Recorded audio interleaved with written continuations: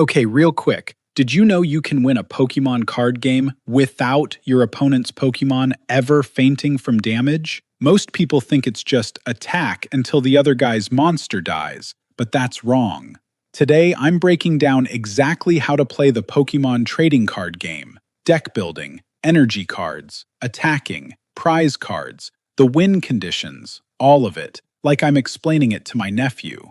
A lot of people own 200 Pokémon cards and have never played a match. That's kind of a bummer because the game is genuinely fun once you get past the first 10 minutes of confusion. You and your opponent each build a deck of exactly 60 cards, Pokémon cards, energy cards, and trainer cards.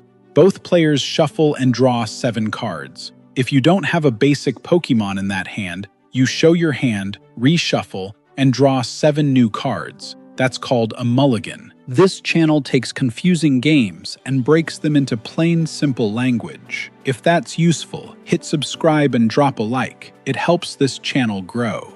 Place 1 basic Pokémon face down as your active Pokémon, and up to 5 more on your bench, like substitutes in soccer.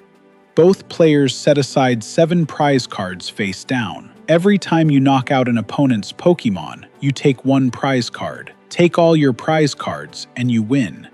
The game ends when someone collects all their prize cards, or their opponent has 0 Pokémon left, or a player can't draw a card. 3 win conditions. Most casual players only know 1.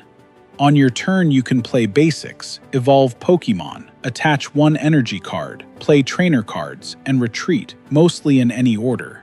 Each attack needs specific energy types and amounts attached. You can only attach 1 energy card per turn. That stops people from dumping energy and attacking turn 1. If HP drops to 0, the Pokémon is knocked out. Attack a Pokémon's weakness type, and you typically double damage. Resistance reduces incoming damage. You might think you get it now, but here's what separates casual players from people who actually win.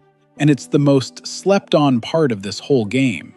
You only get 1 prize card per knockout, no matter the size, but EX or V Pokémon are worth 2 prizes when knocked out.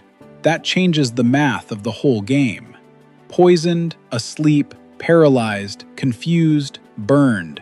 These status conditions add chaos and keep every match feeling different. Some trainer cards draw extra cards, search your deck, heal damage, or disrupt your opponent.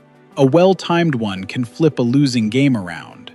Say it's your turn. You draw, attach fire energy to Charmander. It now has 2 fire energy for Ember, 30 damage. Opponent drops from 60 to 30 HP, not knocked out yet. It's this constant back and forth, retreat, attack, heal. That's the actual game. It's chess with fire-breathing lizards. Build a deck, draw a hand, attach energy, attack, collect prizes, repeat. The depth comes from strategy, not complicated rules. If this helped, let me know in the comments, share it with a friend, and hit like and subscribe for more How Games Work breakdowns.